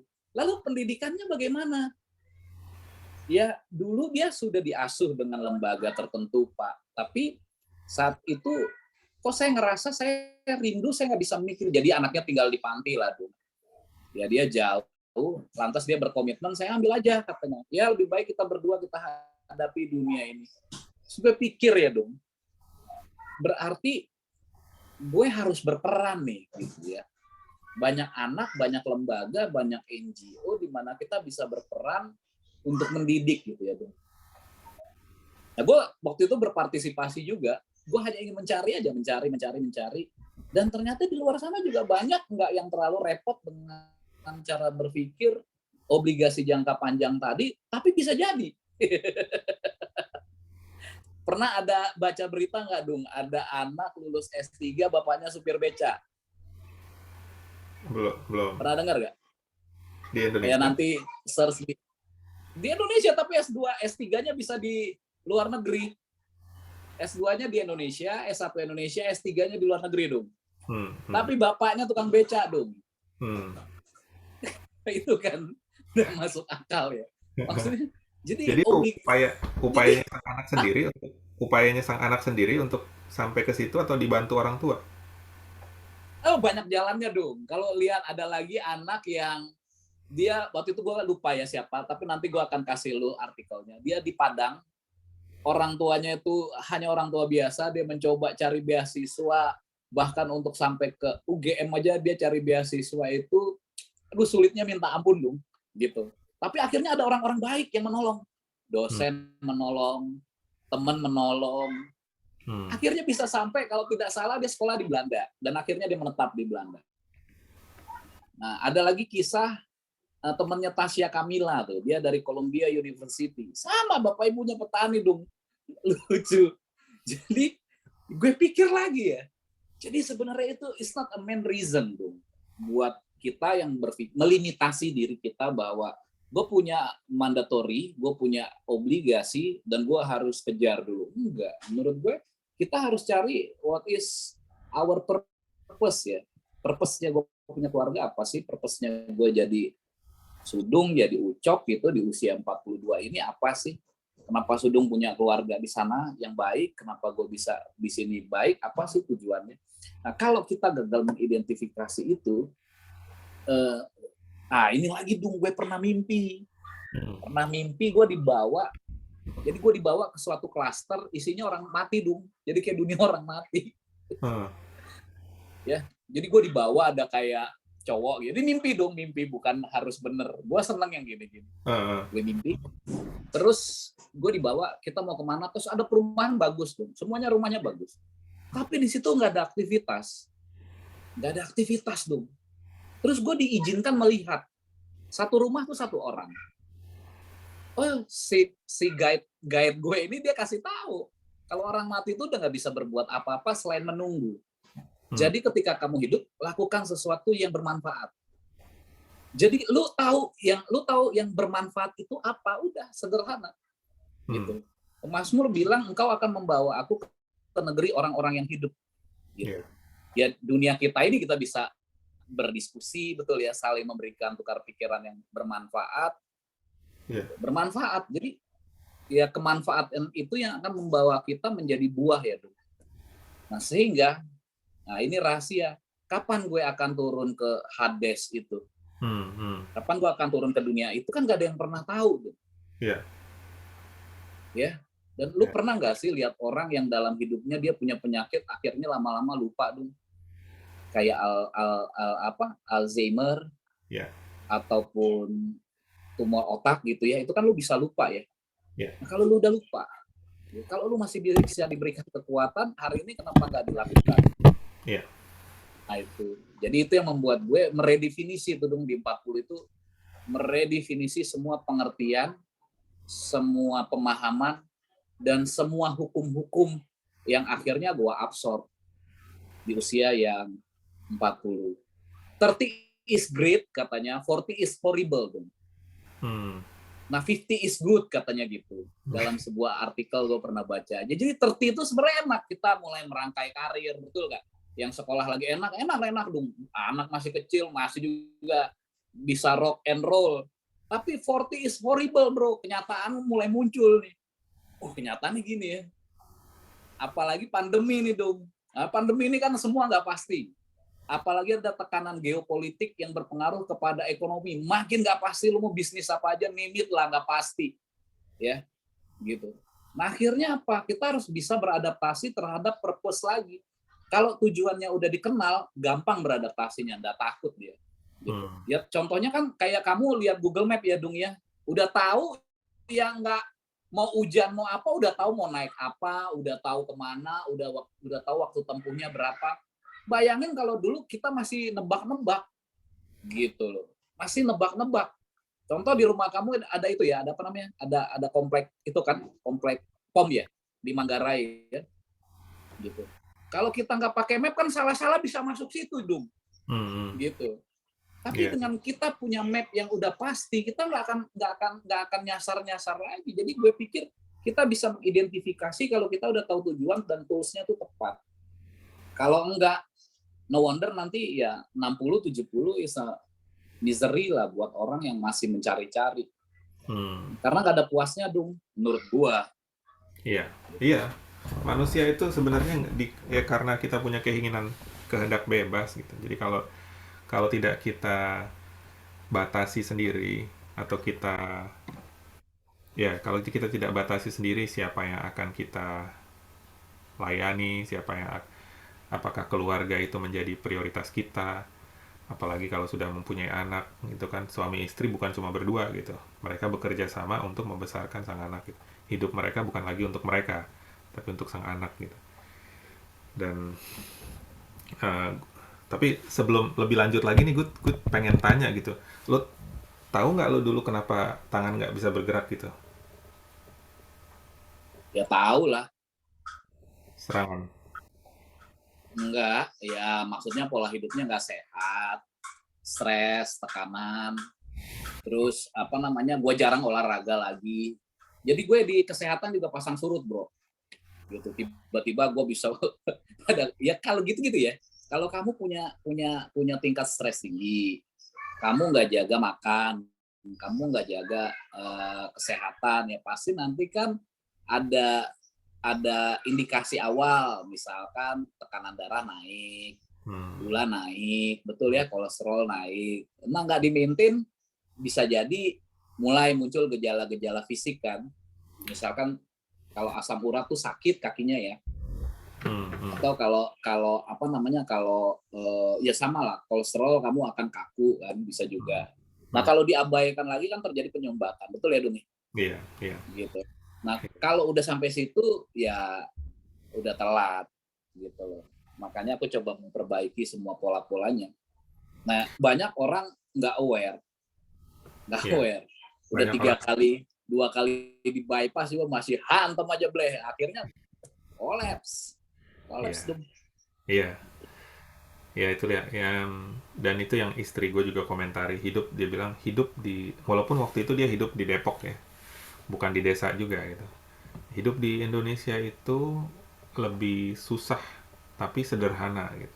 Kalau di Australia hidup hidup gampang, cari duit gampang, memenuhi kebutuhan fisik itu gampang, tapi rumit karena banyak pilihan gitu. Dan karena banyak pilihan, banyak pengetahuan, kadang-kadang kita banyak tahu juga jadi banyak pusingnya gitu. Iya, Eh, kalau ada istilah di sini idiomnya kan ignorance is bliss gitu. Kita nggak tahu apa-apa itu justru sebenarnya suatu kelebihan gitu, suatu kesenangan. Nggak, em, ya jadi apalagi waktu kita sempat ngunjungin Jogja gitu, istri gue komentar ini Indonesia yang saya bayangkan gitu. eh, Jogja Selatan ya, arah ke Parangtritis gitu. Tembi, eh, di Bali dia kurang suka sebenarnya, mungkin karena kebanyakan orang, ketemu kebanyakan orang Australia juga di sana, jadi dia bilang ah ini sih sama aja kayak Gold Coast gitu. Waktu ke Danau Toba dia senang juga, ke Bandung dia senang gitu. iya. Nah tapi yang bikin gue merinding Cok, waktu tadi lu bilang lu dapat mimpi gitu di bawah, apa apa lu mengutip Pengkhotbah 9 ayat 10, jangan-jangan apapun yang bisa dikerjakan tanganmu kerjakan itu sekuat tenaga, karena tidak ada pekerjaan, rencana, pengetahuan atau hikmat di kuburan. Kalau Yaitu, setelah itu baru gue cari ayatnya. Setelah gue dapet mimpi itu, enggak, gue bertanya, gue banyak pertanyaan. Gue kan suka bertanya ya, suka nanya lah, dari setelah 30 ke 40 itu kan gue suka bertanya. Saya bertanya, mana ya hidup ya? Saya gini-gini aja, apa nggak bosen gitu ya? Terus kan udah mulai ada sahabat yang pergi duluan gitu ya. Ada temen yang udah pergi duluan. Terus gue berpikir, kok bisa pergi gitu? Kok bisa hilang gitu? Terus gue juga banyak kesempatan gue sebenarnya bisa saja hilang gitu. Bisa saja hilang. Ya waduh, contoh yang terakhir yang di bandara itulah ya, bisa saja gue hilang kan, nggak usah dikasih peringatan, hilang aja. Terus apa yang maunya ya? Akhirnya gue diberi mimpi begitu dong. Anyway, gue setiap punya anak harus mimpi dulu dong, baru berani kasih nama. Gitu. Gue oke. suka yang gitu-gitu. Gue nggak mau dapat anak, gue nggak ngerti masa depannya. Garit ya. Ngapain? Mending nggak usah. Bener nggak dong? Ya. Jadi gue nggak mau dikasih beban, Hmm. paham ya? Gue nggak mau dikasih beban. Gue harus tahu ini aset, bukan liabilities buat gue. Hmm. Hmm. Gue juga nggak mau dipacu-pacu kerja, jantung gue capek gitu hanya untuk, wah ini nggak mau gue dong. Gue nggak mau. Gue dari dulu punya nilai begitu. Kira gue harus mimpi Hmm. gitu. Jadi kalau gue baca kisah itu kan mimpi semua ya dong ya. Yusuf Hmm. bermimpi, terus Yakub bermimpi, mimpi semua orang itu dikasih. Jadi Hmm. gue pikir kalau mereka dikasih mimpi, masa gue enggak dong? Bedanya apa? Hmm. Bedanya mereka tercatat aja, tapi kan dia sama. Kalau tadi Sudung menyebut Yehova kan ada banyak namanya ya. Misi, Rafa gitu, Yehova apalagi gitu, banyak namanya. Jadi gue harus dikasih dong, jadi gue harus mengerti. Kalau nggak gue dapat pengertian dari mana kan nggak sembarangan orang bisa berdiskusi untuk mendapatkan pengetahuan kan. Hmm. Kalau benar, kalau salah, nah mimpi itu kan satu satu kenikmatan ya buat gue ya, karena nggak semua orang bisa dikasih mimpi. Nah mimpi itu bahkan gue pernah kehilangan anak dulu, Oh, waduh. Umur berapa? pernah kehilangan anak, Umur berapa, Wah, Cok? udah mau lahir. Kan sebelum lahir gue harus dikasih mimpi. Jadi gue bisa tahu anak itu jadi apa gitu. Lu tahu Nah, anak gue yang kedua itu gue mimpinya dia nggak kesini. Jadi gue ada di dunia yang berbeda. Gue bilang, lu lompat ke sini nggak bisa pak katanya. Karena dia harus melewati satu media lubang yang kecil. Gue bilang lompat, nanti papa tarik. Enggak pak, udah ya gitu.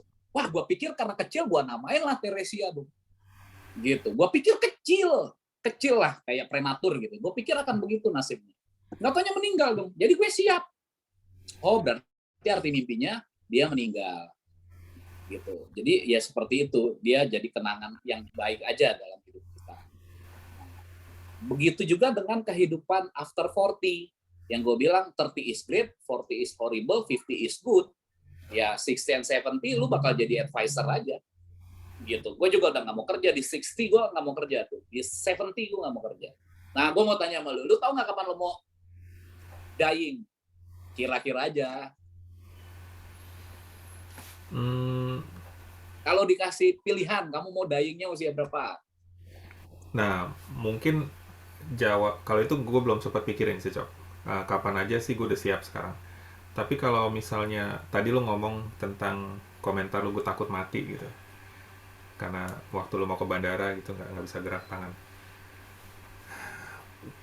Kalau gue dari zaman gue masih belasan tahun itu, karena gue waktu itu kan tinggal di rumah opung ya, Oh opung. ya, gue pernah lihat pernah dengar tuh di itu lu di YouTube lu. Nah itu dia kan, jadi dari dulu Lu sebenarnya gue lihat lihat takut mati gitu, lu lihat makanya opung, papa, keluarga yang lain gitu. sepupu gue juga itu si Lydia namanya, jadi anaknya inang udah gue yang pertama keguguran dia, jadi sama. Dan bahkan istri gue sendiri, istri gue eh iya istri ibu mertua gue sebelum menikah dengan bokap mertua gue yang ini, dia sempat punya pacar gitu, terus sempat hamil, terus ditekan sama keluarganya untuk digugurin. Oh, oke. Okay. Itu trauma juga mertua perempuan gue, jadi sampai sekarang sampai masih kepikiran buat dia itu nyawa yang hilang gitu buat. Jadi ya itu gue kayaknya pencarian gue akan Allah itu dimulai gara-gara ketakutan gue akan mati itu gitu. Ya itu kan. Itu kan. Bener kan lu? Bener kan? Ya Nah, kita sepakat bener kan? Kita hmm, cari karena kita takut juga ya. Kok gini-gini? Nah, walaupun sekarang seperti gue bilang sih, kalau gue siap gitu, kalaupun besok gue nggak ada, ya gue yakin gue aman di ingatannya gitu kan. Kan oh kita ya, juga ada harapan kebangkitan. Em, yang sekarang gue coba kejar itu ya itu, gue cari tahu keinginan dia sepenuh-penuhnya dan coba gue jalankan sebaik-baiknya, itu aja sebenarnya. Karena kalau dilihat dari sistem investasi kan, investasi terbesar apa yang bisa kita lakukan, kan ada konsep pengorbanan gitu kan. Dan em, tapi sebelum sebelum ngomong konsep pengorbanan, gue juga pengen komentar bahwa gue sama istri sebenarnya pengen banget punya anak tapi nggak dikasih sampai sekarang, belum ada. Karena itu gue rasa suatu keajaiban sekali gitu, sebagian dari diri gue, sebagian dari diri dia gitu, menjadi sesuatu yang baru. Bahkan kalau dikasih kembar itu menjadi dua yang baru gitu kan. Karena bahkan para malaikat di surga tidak bisa merasakan kebahagiaan betul. melahirkan kan, mereka tidak gitu. Jadi luar biasa gitu, walaupun kita diciptakan derajatnya lebih rendah dari malaikat, tapi malaikat ada hal-hal yang lebih dari yang malaikat tidak miliki dibandingkan kita. Jadi um, jadi apa tadi gue ngomongin pengorbanan, oh pengorbanan gitu ya. Jadi sekali gue juga sempat lihat ada karena gue tertarik sama sejarah sama psikologi gitu. Ada eksperimen itu, eksperimen marshmallow katanya. Jadi anak-anak kecil waktu itu yang umur di bawah 5 tahun, 5 4 3 gitu, dibawa ke satu ruangan terus dibilang, ini ada marshmallow, kalau kamu makan sekarang, kamu bisa makan sekarang, tapi kalau kamu tunggu 10 menit kamu dapat 2 marshmallow gitu kan. Wah, ada anak-anak yang bisa gitu tahan gitu kan sambil mencoba mengalihkan perhatian gitu, tapi ada yang nggak tahan langsung dimakan gitu, nyam nyam nyam, udah gitu. Terus ya udah, kamu kamu bisa pergi tapi kamu yang menunggu 10 menit dapat 2 gitu. Jadi konsep pengorbanan itu mengorbankan masa sekarang untuk sesuatu yang lebih baik di masa depan, itu kan sesuatu yang hukum alam ya. Uh, tapi bahkan bahkan pengorbanan yang paling baik yang bisa kita berikan untuk dia itu hal-hal yang paling baik buat kita gitu kan. Yang terbaik kan, yang dia minta waktu kita yang terbaik, tenaga kita yang terbaik, kalau kita punya harta yang terbaik, karena pasti akan dibalasnya lebih lagi gitu. Um, dan ini yang membuat gue baru-baru ini gue sadari, uh, mungkin gue sulit menyadarinya karena gue nggak punya anak ya. Dibilang kan pengorbanan terbesar adalah ketika dia mengorbankan putranya untuk dunia ini gitu. Dulu gue sempat bertanya kenapa nggak dia sendiri yang datang gitu kan, kenapa dia kirim putranya gitu kan. Tapi kalau gue tapi gue jadi teringat ini ketika dia meminta Abraham untuk mengorbankan Ishak gitu kan. Ishak kan anak satu-satunya gitu. Jadi bisa dibayangin gak sih lo, Abraham gitu, bawa anakmu ke Gunung Moria, persembahkanlah dia untukku. Gue nggak kebayang gitu bagaimana di pikirannya sang Abraham ini untuk membawa anaknya ke atas gunung, diikat tangannya. Tapi begitu dia mau korbankan sang anak itu, dibilang, Abraham jangan gitu. Sekarang aku tahu bahwa engkau benar-benar mengasihi aku gitu. Dan buat orang tua, gue rasa hal yang lebih berharga daripada dirinya sendiri itu anaknya. Kalau orang tua gitu mau di anaknya mau dibunuh gitu misalnya, pasti sang orang tua yang benar-benar menyayangi anaknya pasti akan bilang, ambil nyawa saya gitu, jangan ambil nyawa anak saya gitu kan. Makanya barulah di situ gue bisa sadar, wah iya benar, itu pengorbanan terbesar yang bisa dia berikan gitu, karena ini adalah putra satu-satunya yang dia kasihi, ciptaan pertama yang darinya segala sesuatu diciptakan gitu. Jadi dengan memahami itu, gue merasa pengorbanan apa yang gue buat sekarang pun gue yakin gitu akan, karena di salah satu buku yang gue baca waktu yang berkesan di gue itu adalah buku Robert T. Kiyosaki, itu Rich Dad Poor Dad. Oh, Jadi mau nggak mau gitu, gue seorang ekonomis juga gitu. Semua yang gue lakukan itu harus harus terhitung gitu. Gue nggak mau melakukan sesuatu kalau nggak ada imbalannya gitu. Uh, makanya gue mau berada di kuadran ketiga gitu, mau menjadi menghasilkan passive income, sehingga kalaupun gue nggak bekerja pun akan ada pemasukan gitu. Uh, jadi itu pengorbanan apapun yang gue buat sekarang sih rasanya ya gampang gitu, karena gue ya tahu returnnya itu bukan cuma 2 kali lipat, berlipat-lipat. yes. Gitu. Jadi Nah, segera menurut lu setelah kenapa itu, keyakinan itu setelah nggak tahu kapan keyakinan itu muncul dong? nah sebenarnya Atau dari tambah yakin lah, confirm gitu, confirm nih gue confirm pokoknya kayak gini gitu, gue nggak akan goyang lagi gitu. ya, sebenarnya sih gue namanya mencari gitu ya, mencari kan. Gue dulu membuka karena gue dibaptis di HKBP, terus zaman-zaman SMP tuh mulai ketika gue bisa melangkah, gue ke GBI gitu, diajak sama teman SMP gue ke Pentakosta, sempet terima bahasa roh gitu, maju ke depan kalian yang mau menerima gitu, pegang tangan gitu, terus dia terimalah gitu. Terus gue terima kan bahasa roh, jatuh gue nangis nangis. Jadi semua gue coba, sampai pas SD pun sempet gue di, namanya anak-anak SD gitu, sekolah negeri kan ya, mayoritas kan teman gue kan. Terus dibilang, dong bisa nggak ngomong gini, la ilaha illallah Muhammad Rasulullah gitu. Terus gue merasa tertantang kan, namanya anak kecil gitu, gue ucapin. Terus begitu selesai, nah kamu sekarang sudah menjadi muslim gitu. Terus gue pulang ke rumah, gue bertanya-tanya, gue sekarang apa ya gitu.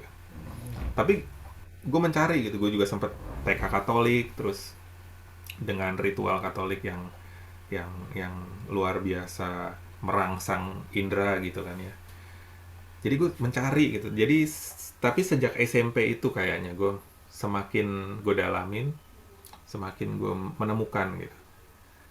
Terus SMA gue mulai buat keputusan, makanya gue pas kelas 3 tuh gue nggak ngeband lagi kan. Em, Kayaknya pas gitu. Keputusan gue untuk serius dalam beribadah itu berefek baik terhadap dunia pendidikan gue juga kayaknya. Em, Iya, iya. ya, jadi makanya gue bener-bener merasa bersyukur lah. Tapi gue bersyukur juga karena apa istilahnya? Apa sih bimbel yang gue ikutin tuh namanya lupa gue. SSC gitu. SSC bro, gue SSC. Sebelumnya SS Santa Lucia. Santa Lucia dulu terus baru SSC.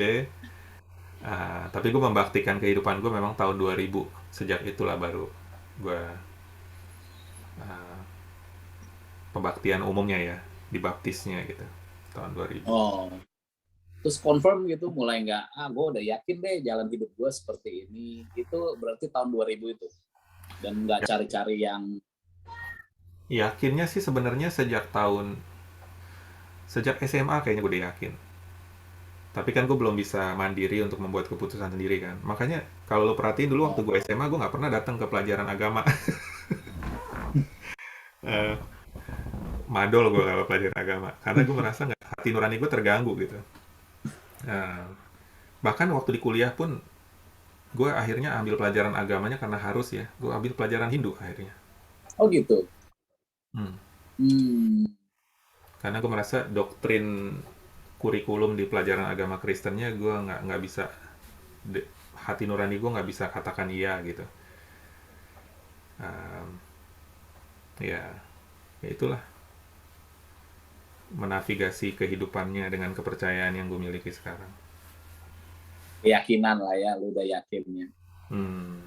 Nah itu dong, berangkat dari itulah makanya gue tadi bermimpi tadi akhirnya membuat gue jauh lebih yakin bahwa oh ternyata gue harus melakukan rangkaian-rangkaian kegiatan yang akan membawa gue kepada nilai produktivitas gue sebagai manusia yang hakiki, Ya. yang kenapa gue harus diciptakan, kenapa gue harus punya sosial yang seperti ini, kenapa Hmm. gue harus punya pendidikan yang seperti ini. Jadi mengetahui rancangan dulu ya, gue tahu tujuan, akhirnya gue tahu kenapa gue dikasih ini pada hari ini ya untuk ini gitu.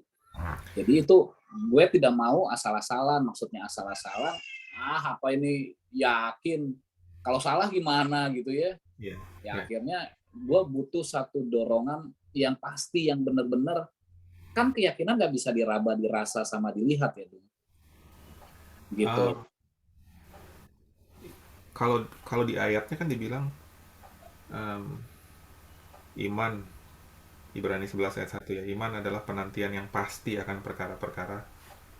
Coba gue lihat. Ya tapi kalau kita ngikutin law di bumi, itu kan menentang semua cara berpikir yang ada sebelumnya kan. Ya, Akhirnya gue harus butuh dengan mata suatu rohani, nggak jenis, bisa dengan mata iya, jasmani. ya tapi itu tebak-tebakan kan. Dari mana keyakinan itu? Gitu. Akhirnya muncullah mimpi itu. Karena gue pernah kehilangan sahabat gitu ya. Sahabat gue cuma satu dong. Siapa tuh, Cok? Ada jauh lebih tua dari gue. Dia yang bisa bicara nggak enak ke gue, dia sahabat yang benar-benar menurut gue gini ya. Lu pernah merasakan nggak sahabat itu menusuk lu? Nah bagi gue itu memang dia seorang teman yang mendua. Tapi kalau sahabat itu menurut gue cuma satu. Dia yang bisa berbicara baik, dia ya. Tapi lu juga bisa bicara begini ke sahabat lu. Dung, gue nggak ada uang. Kalau lu mau bantu gue, bantunya ini aja. Itu kan enak ya, gitu. Sampai ke level itu gitu ya. Dan gue sangat terbuka. Gue bikin bisnis rugi, lu bisa bantu gue nggak? Misalkan gitu ya. Itu sahabat. Dan gue kehilangan bro, kehilangan. Lantas gue nggak bisa berdiskusi kan? Gue Maksudnya, nggak bisa diskusi lagi. Hah? maksudnya kehilangan kehilangan dalam kematian atau kehilangan di mana nih? Kematian. Oke, oke. Dan lu tahu jenis kematiannya apa? Dia lupa, bro. Oh, Dan dia lu tahu bagaimana dia teridentifikasi lupa? Pas dia lagi sama gua, bro. Wah, gua berpikir ya, kok hidup kayak gini ya? Maksudnya kok hidup kayak gitu ya? Dan dia akhirnya berpulang lah, 4 tahun yang lalu dia berpulang. Atau 5 tahun yang lalu, gua lupa. Terus gua berpikir, oh hidup gitu aja ya? Hidup kok kayak lewat, dan gue mesti gimana ya? Nggak ada teman diskusi lagi, nggak ada teman berbicara, bercerita, nggak ada teman untuk mencurahkan gitu ya. Karena bagi gue, dia adalah orang yang sangat gue percaya. Dan uniknya, kita berbeda keyakinan. Iya. Keyakinan kita nggak sama, tapi kita sama-sama bisa memahami. Gitu. Itu kecocokan yang absolut buat gue. Ketika dia hilang, dan gue juga melihat kepulangan dia, gitu, gue berpikir, jadi untuk apa orang hidup? Apa untuk cuma kayak gini-gini aja kita hidup, mencari, berkarir, memenuhi obligasi, tanggung jawab, gitu. Oh ternyata enggak, gitu. Ya gue dibawa lah ke dalam suatu pengalaman peristiwa itu, yang menurut gue, ya itulah panggilan gue untuk berubah. Berubah artinya tidak lagi mencari hal-hal yang sifatnya lebih kepada tadi pemahaman gua sebelumnya, pengetahuan tidak terjadi Tuhan ini, berarti kan di 80 kita dikasih karunia, kita mau ngapain? Masa iya lewat gitu aja, kan enggak. Akhirnya gue dikasih tadi lagi, dan gue bilang kalau emang gue bakal ke Promised Land, kasih tau gue mesti gimana gitu, karena crossingnya kan nggak main-main dong, crossingnya butuh satu sacrifice lebih besar. Tadi kayak bawa anak gitu kan, itu kan sacrifice kan. Gitu, udah dikasih dibawa, kan logika low-nya nggak ada dong. Mau pakai low apa itu? Mau pakai low apa? Udah dikasih suruh bawa, ini low apa sih gitu?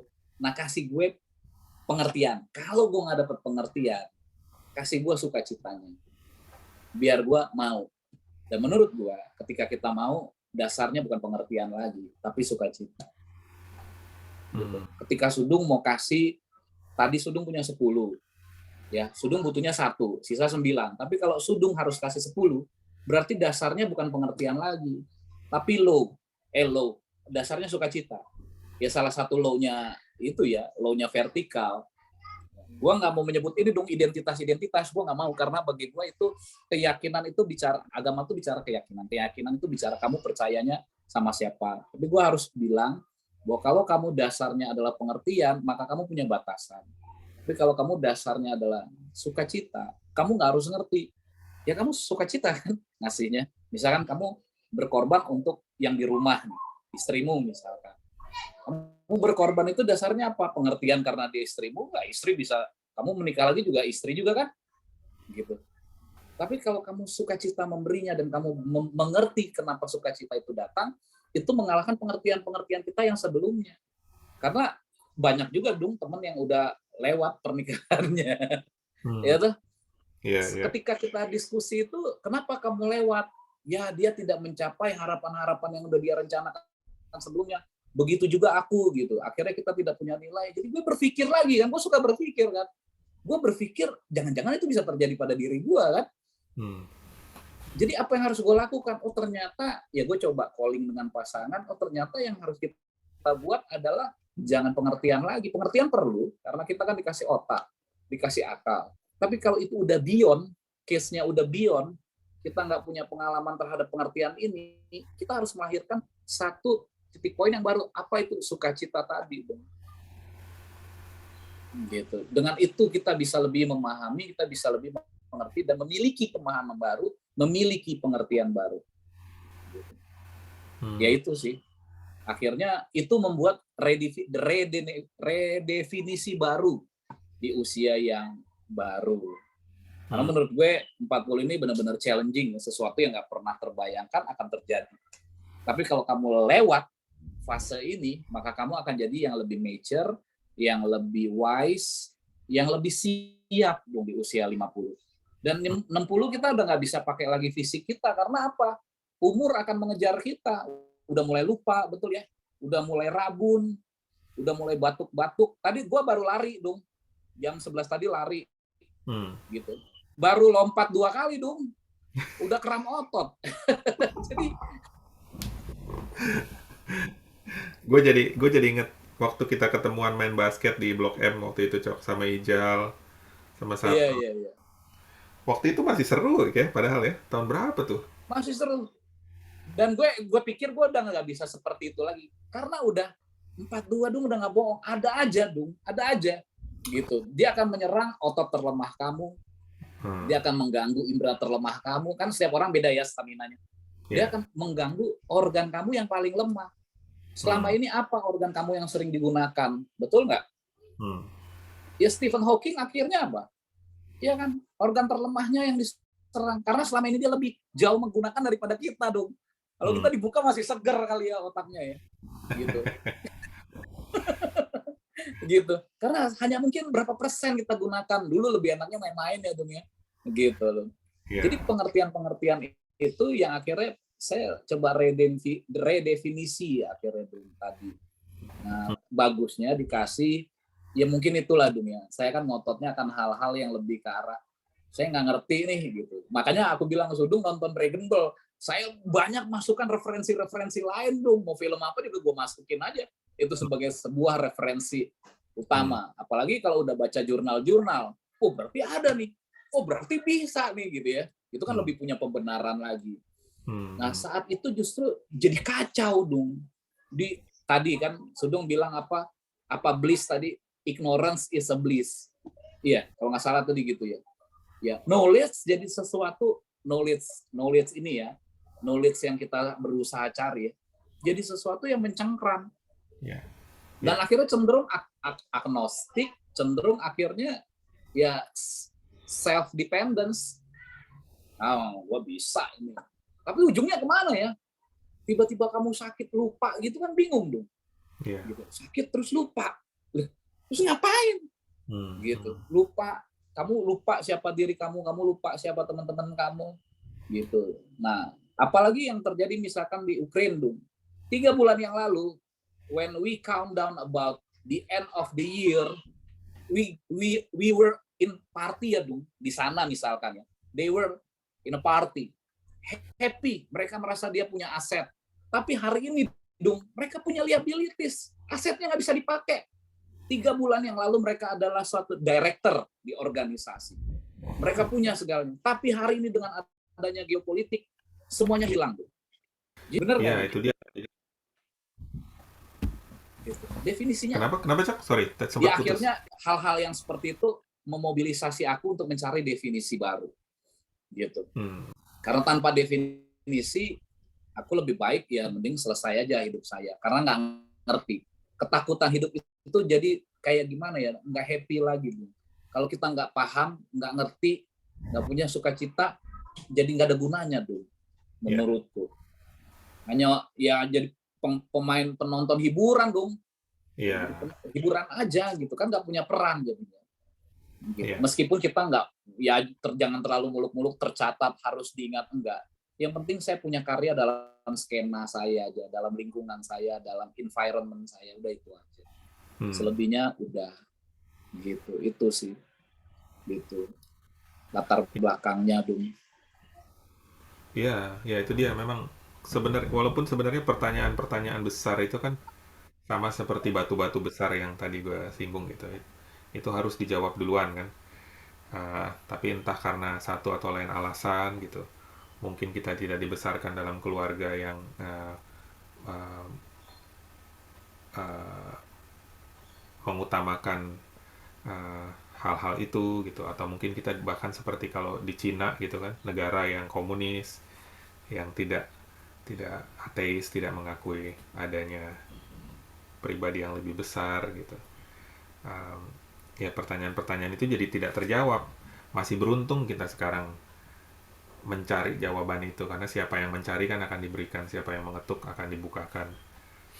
Karena itu pertanyaan-pertanyaan yang penting sekali loh. Kalau kita nggak, seperti yang lu bilang, kalau kita nggak tahu tujuan kita kemana, kita melangkah kemana gitu. Makanya banyak dibilang gitu kan, salah satu cara terbaik untuk menjalani kehidupan adalah bayangkan kalau kamu mati, apa yang kamu mau orang lain bilang tentang kamu gitu. Euloginya itu seperti apa gitu. Ya, saya mau dikenal sebagai orang yang kaya, punya mobil 10 gitu. Saya ingin dikenal sebagai orang yang punya jam tangan 5. Ya kalau itu yang pengen kita kejar, ya kita kejar ke situ gitu. Tapi kan kebanyakan orang rasanya mayoritas gue rasa semakin setiap orang itu tahu bahwa ada sesuatu yang lebih besar dari dia gitu. Bahkan orang-orang yang mengakui ateis, agnostik, sebenarnya mereka memiliki Tuhan gitu. Walaupun bisa dibilang Tuhannya adalah nilai gitu.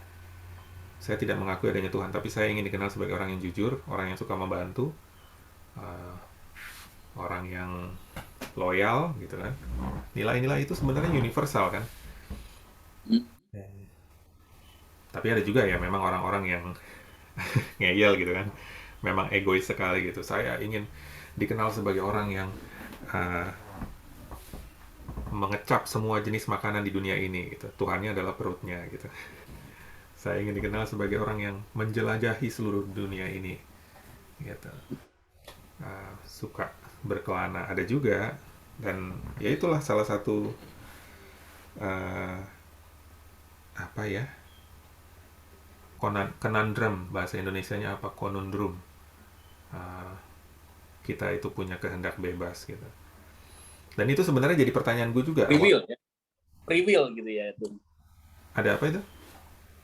Free will, free will. Free will ya. Kita dikasih kehendak bebas. Itu makanya dari di awal tuh gue sempat berpikir gitu. Sebenarnya Tuhan tahu nggak sih kita ini akan, karena kehidupan kita sekarang kan karena pemberontakan Adam dan Hawa gitu. Orang tua kita yang pertama tidak setia, akhirnya kita sekarang dijadikan sengketa gitu. Manusia itu mau nggak sih melayani Allah, atau dia mau melayani diri sendiri atau mau melayani setan gitu. Kenapa gitu? Kenapa ada begitu banyak penderitaan di dunia ini? Kenapa saya harus menderita untuk menjawab pertanyaan yang diberikan kepada orang tua saya gitu kan? Itu juga pertanyaan besar kan. Nah, di samping pertanyaan gue kemana gue kalau gue mati gitu.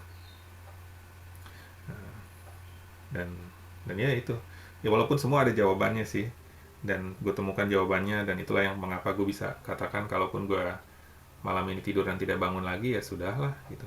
Gue sudah merasa melakukan yang sebisa-bisanya.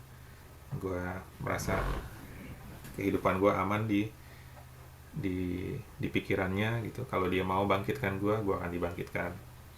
Kalau enggak pun ya gue nggak tahu apa-apa. Gue seperti orang tidur kan, bahkan Iya. ada mimpinya gitu. Jadi itu juga salah satu yang membuat gue jadi terbebas dari rasa ketakutan mati gue, Cok. Karena gue rasa setiap malam sebenarnya gue mati, tapi gue dibangkitkan lagi pagi harinya. Iya betul, betul, betul itu dong. Dengan kondisi gitu kita bisa apa ya, bisa lebih tenang ya dong. Hmm. Gitu, bisa lebih tenang, bisa lebih menerima, bisa lebih lagi punya orientasi Hmm. gitu. Nah itu yang gue nggak dapat di sebelum 40 tuh, gue ngerasa itu gue nggak dapetin. Jadi gue pikir gue kan udah dikasih kesempatan nih masuk di dalam tahap awal untuk masuk ke dalam part 2-nya kehidupan. Karena manusia itu kan seyogianya cuma 80 tahun konon katanya dulu. Gitu. Jadi kalaupun gue sekarang masuk ke dalam early stage, ya gue harus ngerti kenapa gue dikasih izin untuk masuk early stage. Hmm. Kalaupun gue nanti selesai di middle stage, di tahap yang kedua, di fase yang kedua, ya berarti memang itulah tugas gue udah selesai. Kalaupun gue sampai full stage di fase kedua, ya berarti memang gue dipercayakan sampai di situ. Kalaupun gue punya bonus lagi, ya berarti itu gue hanya menceritakan kesaksian-kesaksian di dalam kehidupan gue. Tanpa gue harus punya waktu untuk berhenti mengejar angin ini dong. Mengejar angin lah. Gue tidak mau bilang kesia-siaan, tapi seperti mengejar angin aja apa yang dikejar oleh manusia yang hidup ini. Gitu. Power, popularity, sama Wanita. fame. Ya, power, popularity, and fame. Ya. Oh. Jadi kalau gue kepingin power, gue mengejar angin. Gue kepingin populer, gue mengejar angin. Gue kepingin fame, gue mengejar angin. Nah, hal itu yang membuat gue lebih menahan diri lagi. Gitu. Gue nggak mau. Gitu. Ya. Apa dampaknya terhadap kehidupan yang berikutnya? Yaitu gue mau berkontribusi. Kalau enggak, itu menjadi sebuah pengingat gue dong bahwa gue bukan di fase 1 lagi. pun Ya. kalau ada keinginan-keinginan kayak kemarin lah ya, misalkan kita di fase 1 tahu lah ya, kayak mungkin ngeband gitu ya, mungkin termasuk ngeband juga kan. Ini tujuannya apa sih? Kalau pada tingkatan popularity, fame, and apa tadi, power, ya enggak lagi. Kalau hanya untuk seneng, ya udahlah, hanya untuk seneng aja. Hmm. Dan hanya untuk berbagi, ya gue mau. Tapi kalau basisnya 3 itu, kemungkinan gue enggak. Karena gue enggak hidup di fase 1. Ada nggak orang yang usia kita masih mau hidup di fase 1? Ada. Tapi itu pilihan kan.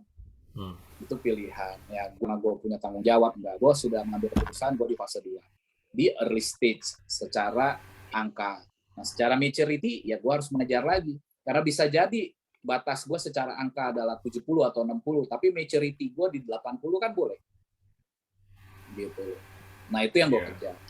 Karena usang dong ya, kalau udah 80 tuh kan sakitnya udah banyak. Ya. Gitu.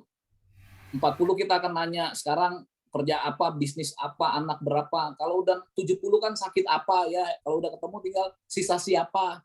Ya nggak dong, kalau udah 60-70 sisa siapa, Hmm. sakitnya apa, Hmm. gula darahnya berapa gitu. Jadi hal-hal itu gue nggak mau kejar lagi di fase kedua gue ini. Tapi ke arah yang kemarin lu punya temen diskusi bagus tuh yang dari Bali, gue ikuti sampai selesai. Oh, iya iya. Itu, Cok, kalau lu ikutin Rumah Intaran, waduh, Iya. gue gue bangga sekali deh sama senior gue yang satu itu, Gede Kresna, Angkatan berapa dia? 94. Oh, berarti beda 4 tahun, usianya 46 ya? Ya, jadi dia sekarang seperti Ya. udah kayak bikin perguruan deh, perguruan arsitektur sendiri di desanya sana, deh, Rumah Intaran. Kalau lu ke Bali, gue sangat sarankan. Lu udah kunjungin Green School belum di Belum, Bali? belum. Ah, gue rasa itu luar biasa, itu sekolah internasional yang semua bangunannya dibuat dari bambu gitu ya. Bambunya sampai segede-gede segini gitu. 3 lantai dari bambu. Tapi gue rasa perguruan dari si Gede Kresna ini, Rumah Intaran, kalau lo mau lihat juga video-videonya di YouTube gitu, Oh, YouTube gue udah channel. lihat. Ah, Gue setelah lu bikin itu, gue lihat dong, gue cari tahu itu orang. Karena ah, itu salah satu itu juga ya, salah satu yang gue pikirkan juga bagaimana berdampak terhadap dunia sosial lewat apa yang kita bisa gitu. Dan pemahaman dia, pemikiran dia, ide-ide dia bagus gitu. hmm, Dia udah menjauhkan dari, bukan kita jangan menjauhkan deh, nanti gue diprotes lagi orang-orang yang masih mau menjalankan kebiasaan itu. Tapi ini pilihan ya. Ketika dia memilih keyakinan dia itu dia hidup kan nggak di kota besar ya, dong. Padahal dia punya kesempatan untuk menjadi seorang arsitek di kota besar. Nah, itu yang gue pikir, dia sudah mencapai satu pemikiran yang dia punya keyakinan bahwa dia akan menuju, dan dia diberikan karena untuk kontribusi pada keyakinan dan tujuan itu. Kalau enggak, dia nggak akan punya. Contohnya apa dong? Ketahanan hidup di tempat seperti itu, betul ya? Dia udah ya. nggak mikir fame or popularity. Kenapa nggak pindah Jakarta aja? Betul nggak? Nah, itulah Kenapa jenius. nggak pindah? Gue rasa itulah jeniusnya si Gede ini gitu, karena um, dia kan dia juga kan nggak langsung ke sana kan. Um, Makanya gue pengen wawancara lanjutan gitu, karena itu sebenarnya banyak sekali yang bisa dirangkum dari dia, yang digali dari dia. Jadi di dia kuliah di Jakarta juga sebenarnya kan itu sangat tidak lazim. Orang Bali tuh biasanya paling seneng di sekitar-sekitar Bali aja gitu kan. Ya Udayana. Ah, Udayana gitu. Karena namanya kepercayaan, apalagi Hindunya Bali gitu kan, bener-bener tertanam, lahir di mana mati di mana gitu. Bahkan sejak mulai menghasilkan uang itu setengah orang Bali disimpan untuk ngaben gitu kan. Ah, jadi orang-orang Bali itu benar-benar tertanam akan tanah kelahirannya gitu, dan dia dari Rumah Intaran, tapi dia pada masa-masa remaja gitu pikirannya ingin merantau gitu, akhirnya ke Jakarta. Tapi begitu dia selesai pun dia juga langsung terpanggil balik lagi ke Bali gitu kan. Nah, tapi dia juga hebat gitu, dia tahu dia nggak akan bisa langsung buka perguruan, makanya dia jualan. Dia sempat jadi tukang material. Iya. Iya tuh. Jadi gue lihat memang walaupun kelihatannya gaib gitu langkahnya gitu ya. Wah, luar biasa deh gitu. Sebenarnya dia cuma punya Facebook sama YouTube. YouTube juga baru-baru ini aja, Cok. Popularitasnya Hmm, Facebook. Tapi followernya itu jutaan. Dia sampai diundang ke Jepang, diundang ke luar negeri, kemana-mana gitu. Ya karena orang melihat Facebooknya dia aja. Jadi walaupun dia ada di pelosok Bali, dia dikenal iya, di seluruh dunia gitu. Kayak. iya, itu yang amaze ya maksudnya. Tapi dia pasti nggak akan mengejar popularitas itu kan. Enggak, Sementara ada orang mati-matian untuk mengangkat popularitas, benar nggak tuh? enggak. Iya benar, Ada benar. orang Dia itu benar-benar cuma ingin berbagi gitu. berbagi tapi jadi populer gitu ya. Ya, Sementara ada orang yang mengejar popularitas sampai sebegitunya malah jadi blunder. Oh, betul. itu kan jadi objek studi juga ya pemikiran. Kok bisa ya? Nah, Karena tapi kita ikutilah. gue rasa tujuannya salah gitu. Karena Betul. popularitas itu sebenarnya side effect gitu, efek samping dari menjalankan sesuatu yang kita cintai gitu. Kalau kita suka bikin lagu, suka ngeband, suka jadi suka mengajar gitu. Ya, kalau kita lakukan dengan sepenuh hati dan suatu saat kita akan jadi terkenal itu kan efek samping gitu. Tapi Ya, sekarang banyak orang I want to be an influencer on Instagram. ya, Tujuan hidupnya tuh mau jadi orang terkenal gitu, tapi nggak punya ahli iya, apa-apa gitu. iya. Ya, Akhirnya kenalan. muncullah yang aneh. Iya, Itu yang gue bisa tangkap dari apa yang jadi tajuk diskusi kalian. Gue iya, menarik, oh, ternyata ada juga ya, ya benar ada orang yang sepikir, ada orang yang perhatian. Kalau menurut Sudung tadi ada followernya jutaan, berarti kan ada orang yang attract dengan cara berpikir, ada orang yang attract dengan apa yang dilakukan, ada orang yang attract dengan kesederhanaan, ada orang yang attract dengan dampak-dampak yang dihasilkan. Jadi memang manusia itu pada dasarnya baik, dong. Pada dasarnya baik, sehingga dia bisa tersentuh lah tadi atraksi-atraksi kebaikan itu jadi tersentuh dong. Atraksi-atraksi inovasi yang sederhana itu jadi menyentuh orang tidak hanya di lingkungan kita, tapi di lingkungan yang luar yang mungkin nggak bisa kita jangkau. Dan hmm, teknologi kan sekarang memampukan semua ya, memampukan semua. Saya Mas Udung hari ini diskusi cuma berapa menit jadi ketemu, padahal jarak kita ribuan kilo dong. Ada teman-teman di sini yang udah WA apa segala macam aja nggak ketemu-ketemu. Iya toh? Itu kan itu kan jadi satu paradoks baru ya dong ya. Bener nggak? Kita ya, dekat, jarak mungkin hanya 10 kilo, tapi ribut aja diskusi kapan mau ketemu. Bener nggak? hmm, Tapi saya Mas Udung, ya jarak ribuan kilo, beda jam, hanya 1-2 menit deal kita ketemu nanti jam 1. Betul ya dong ya? Jadi apa yang menarik?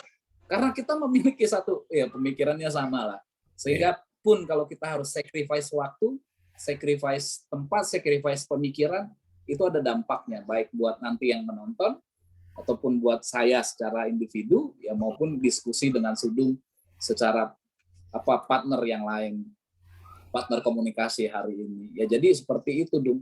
hmm, Jadi ya itulah cara mengattract itu. Ya tiga itu power, fame dan apa tadi popularity yang tidak dijadikan sebagai baseline.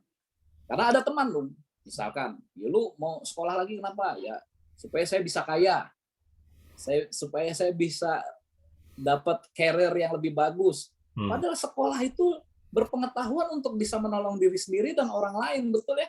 iya, Gitu. Kok kaya ya? Tapi nggak naif juga. Saya pun berpikir dulu begitu, dong. iya, Sekolah lagi ya supaya keren, hmm, benar nggak?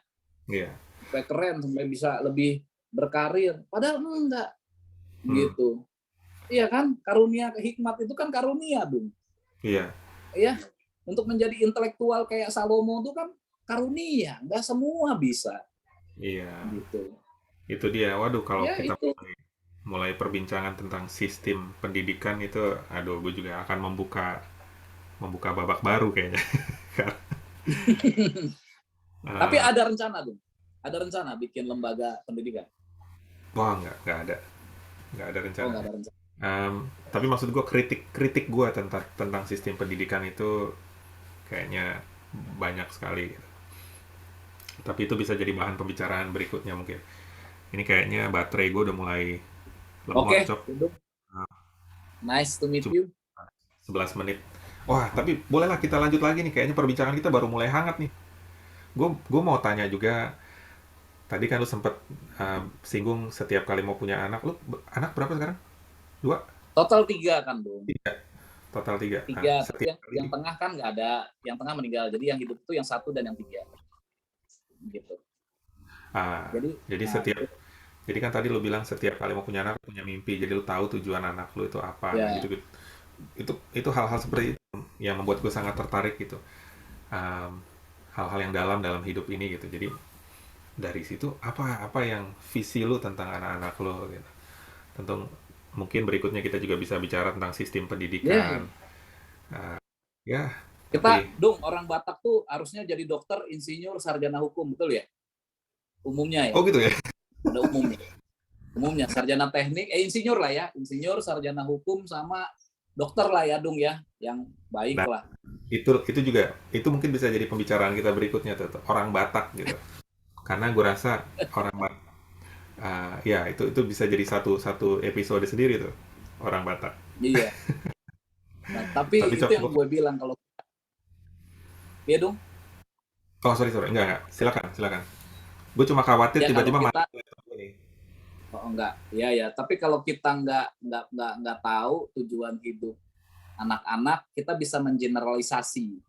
Kakaknya bisa ini, kok adiknya nggak bisa. Ah itu yang saya nggak mau. Jadi kalau kalau nggak tahu ya lebih baik nggak usah punya gitu. Kenapa Sudung harus punya motor 1000 cc? Ya harus tahu tujuannya. Kalau nggak tahu tujuannya buat apa punya Hmm, gitu. Kenapa harus punya istri? Ya kalau nggak tahu tujuannya nanti cari istri lagi. Bener ya? Iya kan? Kalau nggak tahu tujuannya dia cari lagi. Ya kalau nggak tahu tujuannya dipaksakan itu sampai berhasil. Dan itu menurutku hanya buang-buang energi aja. hmm, iya. Jadi ya itulah. Nanti kita bahas berikutnya. Pas berikutnya pasti. Kapan lagi nih cok? Besok. Besok boleh Oh kita besok. lanjut lagi. Coba Asik. tabu. Bu, saya Oh, ada diskusi ilmiah dulu. oke mantap mantap. Terima kasih banyak cok, Bapak Antonius. Sama-sama, Dung. Sampai Tuhan ketemu lagi. Yesus memberkati ya. Iya, amin. Oke, Amin. salam Sampai buat ketemu. keluarga.